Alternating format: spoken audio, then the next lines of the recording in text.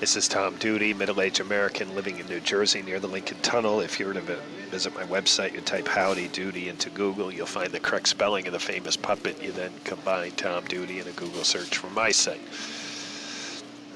Continuation. New York Times published November 2016, How to Hide $400 Million, a story of a divorce between Robert and Sarah. Robert is extremely wealthy and a master in hiding money. Robert's attorneys had tried to keep the documents out of court, arguing that they were protected by attorney-client privilege. Fisher was certain the privileged documents would contain what he called the smoking gun. He would just see where the money was hidden. Fisher believed he would see Robert plotting to hide the money. He would get not only direct evidence of fraud against Sarah and others, but also emails and memoirs that might implicate many of the lawyers and accountants who tried to help him. The whole thing could be laid bare. A few days later, Robert's lawyers asked for a meeting, hinting that Fisher got privileged documents. Their client would go on the run. Whatever Robert was hiding, it was so damaging that he was willing to live in exile in order to keep it from his wife. Whew. Fisher and Potter strolled down the back block of West Palm Beach to offices of Squig, Brett & Broggs, a well-regarded multinational firm that represented Robert's Florida companies. To hear them out, the suggestion made everyone wary. Sarah could lose by winning.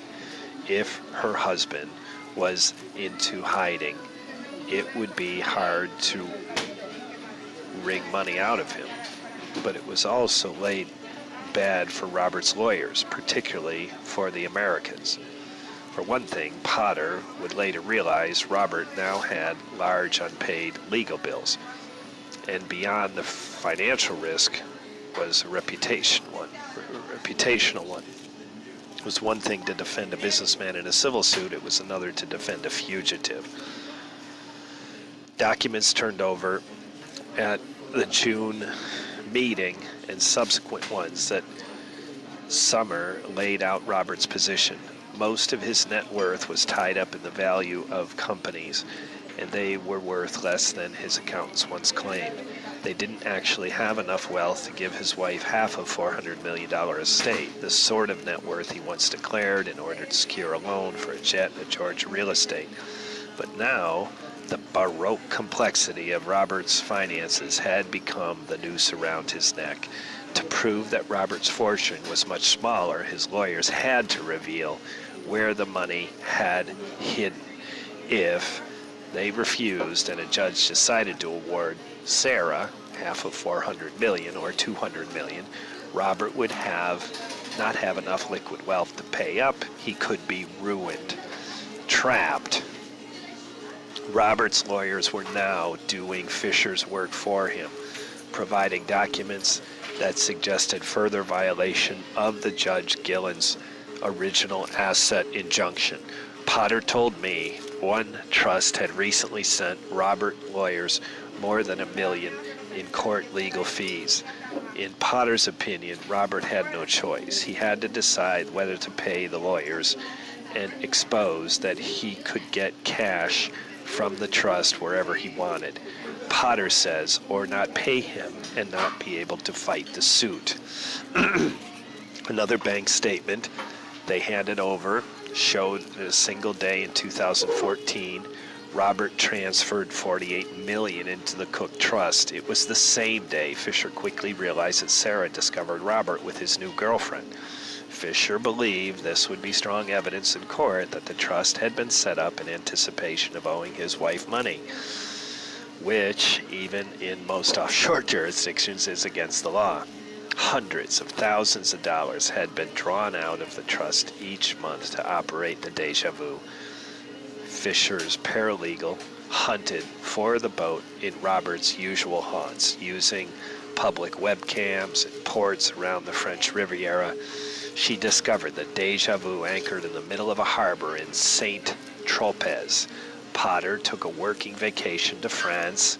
After a few days, of careful planning, sightseeing, he found the boat anchored in Nice halfway through the meal at the Grand Hotel du Cap Ferrat.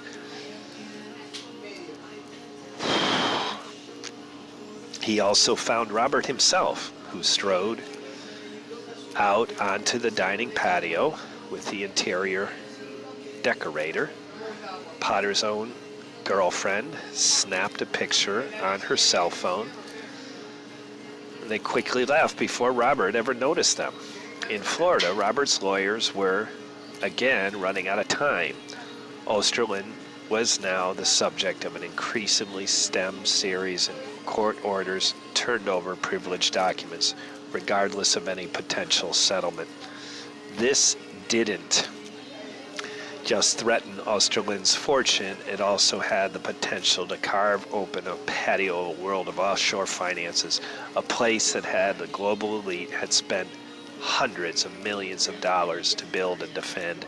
In offshore archipelago, their interests are hidden behind shell companies and trusts. Their anonymity guaranteed under the law. From Delaware to the Bahamas to the South Pacific, James S. Henry, a former chief economist, and McKinsey calls the offshore financial world economic equivalent of the astrophysical black hole, holding at least 21 million of the world's financial wealth, more than gross domestic product of the United States. The darkness shields the tax-averse business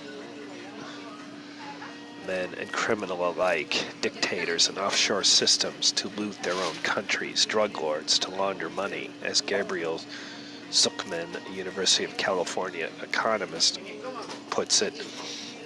They'll use the same banks, same incorporation, and create shell companies and send money in the same ways.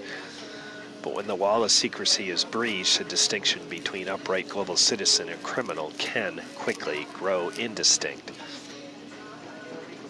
In April, media outlets belonging to International Consortium of Investigative Journalism published a trove of confidential records leaked from the Panama law firm Mossack Fonseca, exposing the offshore financial holdings of various kleptocrats and forcing the resignation of Prime Minister of Iceland. The client files, a single middling law firm in Panama City, can take down governments a half a world away. If Fisher could prove that Cook Trust was a sham, then the settlors and administrators of the Cook Trust could probably have a harder time defending the reputable courts for attorneys and accountants working in the offshore industry. Having a private correspondence with a client entered into court, public court, would be a disaster. Anybody could see what they were doing and how they did it. Fisher's legal assault now presented Oesterlund's helpers with a painful choice: protect one client or protect the system. Soon after, the tangle of defenders who once had guarded Oesterlund's wealth started to turn against him. On a rainy Friday, July 2015, after losing an appeal on a treasure trove of privileged documents, Oesterlund's